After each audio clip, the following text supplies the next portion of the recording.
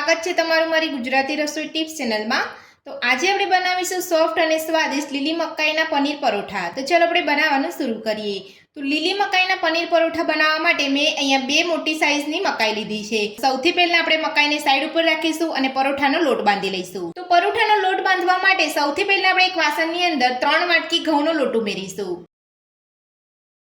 તો એક વાસણની અંદર ઘઉંનો લોટ લઈ લીધા પછી હવે આપણે તેની અંદર નાની અડધી ચમચી અજમો ઉમેરીશું, અડધી ચમચી કસૂરી મેથી ઉમેરીશું, સ્વાદ પ્રમાણે મીઠું ઉમેરીશું।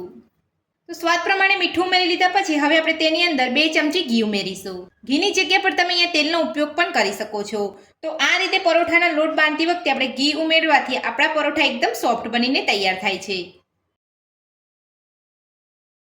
હવે આપણે બધું સરસ મિક્સ કરી લઈશું અને થોડું થોડું પાણી ઉમેરતા જઈ અને મીડિયમ કડક લોટ બાંધી લઈશું। વધારે પડતો આપણે અહીંયા ઢીલો પણ નથી રાખવાનો અને વધારે પડતો કડક પણ નથી બાંધવાનો। તો થોડું થોડું પાણી ઉમેરતા જઈ અને લોટ બાંધવાનો છે।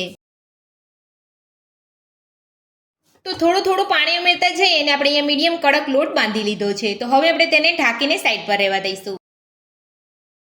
તો હવે આપણે જે બે લીલી મકાઈ લીધી હતી તેના દાણા કાઢી લઈશું। તો આ રીતે તમારે લીલી મકાઈના દાણા ચપ્પુ વડે કાઢી લેવાના છે। તો બંને મકાઈના દાણા આપણે અહીંયા કાઢી લીધા છે। તો હવે આપણે પરોઠામાં ભરવાનો મસાલો બનાવીશું। તો મસાલો બનાવવા માટે સૌથી પહેલા આપણે અહીંયા ગેસ ઉપર એક પેન રાખ્યું છે। તો પેનની અંદર આપણે 2 મોટી ચમચી જેટલું તેલ ઉમેરીશું। તેલને ગરમ થવા દઈશું। તો તેલ અહીંયા આપણું ગરમ થઈ ગયું છે। તો હવે આપણે તેની અંદર નાની અડધી ચમચી જીરું ઉમેરીશું, સાથે જ 1 ચમચી આદુની પેસ્ટ ઉમેરીશું, અડધી ચમચી લીલા મરચાંની પેસ્ટ ઉમેરીશું। બધું સરસ મિક્સ કરી અને સાતળી લઈશું। તો તમારે અહીંયા ગેસની મીડિયમ ફ્લેમ પર જ સાતળવાનું છે, ફૂલ ગેસ ઉપર તમારે અહીંયા નથી સાતળવાનું।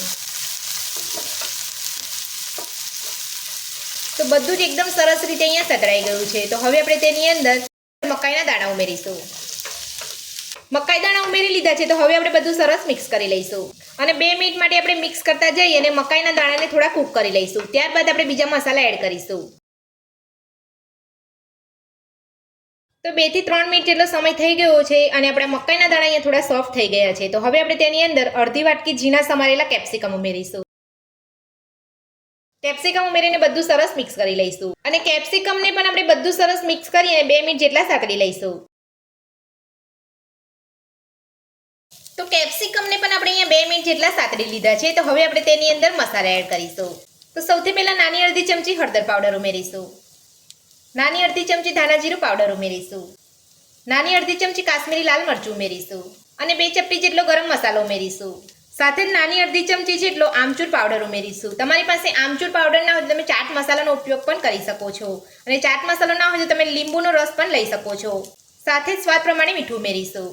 તો જ્યારે આપણે અહીંયા લોટ બાંધ્યો તો ત્યારે પણ આપણે અહીંયા મીઠું ઉમેર્યું છે, એટલે તમારે અહીંયા ધ્યાનપૂર્વક મીઠું ઉમેરવાનું છે। તો બધા જ મસાલા આપણે અહીંયા લઈ લીધા છે। તો હવે આપણે બધું સરસ મિક્સ કરી લઈશું। તો મસાલા ઉમેરીને બધું જ આપણે અહીંયા સરસ મિક્સ કરી લીધું છે। તો હવે આપણે મેસરથી બધું જ થોડું મેશ કરી લઈશું અને ગેસની ફ્લેમ બંધ કરી દઈશું। તો બધું જ આપણે અહીંયા થોડું મેશ કરી લીધું છે। તો આ રીતે તમારે અહીંયા થોડુંક જ મેશ કરવાનું છે। તો બધું જ થોડું અહીંયા મેશ કરી લીધા પછી હવે આપણે તેની અંદર છીણેલું પનીર ઉમેરીશું, સાથે જ ઝીણા સમારેલા લીલા ધાણા ઉમેરીશું અને બધું સરસ મિક્સ કરી લઈશું। તો ગેસ બંધ કર્યા પછી જ આપણે અહીંયા પનીરને ઉમેરવાનું છે। આપણે પનીરને અહીંયા કૂક નથી કરવાનું। આપણે અહીંયા ગેસ બંધ કરી અને પનીર ઉમેરીશું તો આપણું પનીર એકદમ સરસ રીતે મિક્સ થઈ જશે। તો પનીર આપણું એકદમ સરસ રીતે અહીંયા મિક્સ થઈ ગયું છે અને પરોઠાનો મસાલો બનીને આપણો તૈયાર છે। તો હવે આપણે મસાલાને એક ડીશની અંદર લઈ અને ઠંડો થવા દઈશું। તો પરોઠાનો મસાલો આપણો અહીંયા સરસ ઠંડો થઈ ગયો છે। તો હવે આપણે પરોઠા બનાવવાનું શરૂ કરીશું। તો હવે આપણે જે બાંધીને લોટ રાખ્યો છે તેની અંદરથી લુઓ લઈ લઈશું।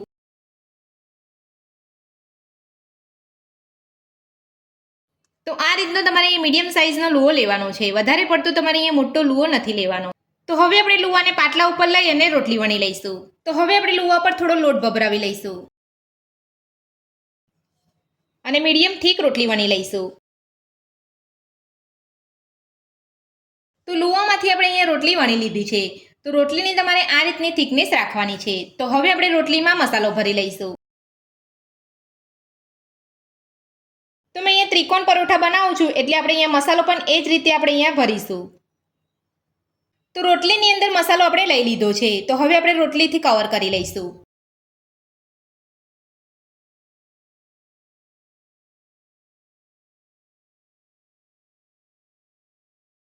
તો આપણે મસાલાને રોટલીથી કવર કરી લીધો છે. તો આપણે અહીંયા ત્રિકોણ આકારની અંદર મસાલો ભર્યો છે. તો હવે આપણે થોડો કોરો લોટ ભભરાવી અને પરોઠાને હળવે હાથે વણી લઈશું.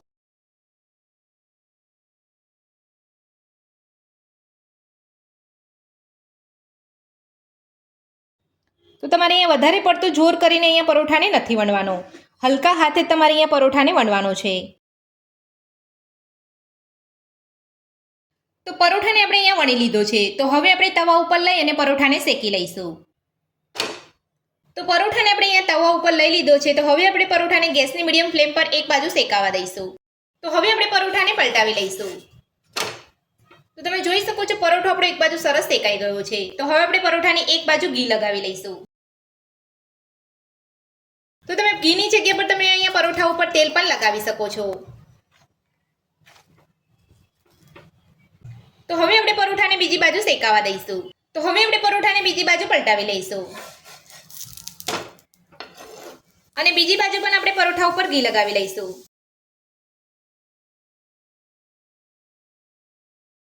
તો તમે જોઈ શકો છો આપણો પરોઠો એકદમ સરસ ફૂલી રહ્યો છે. તો બંને બાજુ આ રીતે ઘી લગાવી અને શેકી લેવાનો છે. તો તમે જોઈ શકો છો આપણો પરોઠો એકદમ સરસ ફૂલ્યો છે. તો બંને બાજુ આપણો પરોઠો એકદમ સરસ શેકાઈ ગયો છે. તો આ જ રીતે આપણે બધા જ પરોઠા બનાવી લઈશું. તો મસાલાથી ભરપૂર આપણે લીલી મકાઈના પનીર પરોઠા બનીને તૈયાર છે. અને તમે જોઈ શકો છો એકદમ સરસ રીતે અહીંયા પરોઠાની અંદર મસાલો પણ ભરાયો છે. લીલી મકાઈના પનીર પરોઠા બનાવવાની રીત તમને મારી કેવી લાગી મને કોમેન્ટ બોક્સમાં કોમેન્ટ કરીને જરૂરથી જણાવજો. રેસીપી પસંદ આવી હોય તો વિડીયોને લાઇક કરજો, ચેનલને સબસ્ક્રાઇબ કરજો, તમારા મિત્રોને જરૂરથી શેર કરજો. Thank you.